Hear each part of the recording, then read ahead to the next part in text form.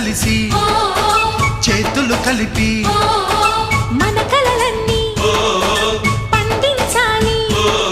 ఒక చోట పుట్టని కోడళ్ళు అయ్యారు అమ్మకే కూతుళ్ళు. త్వరలోని ముద్దుగా పుడతారు ఈ తాత పోలికల మనవళ్ళు. ఈ సంతోషాలు సరదాలే మా పండుగలు.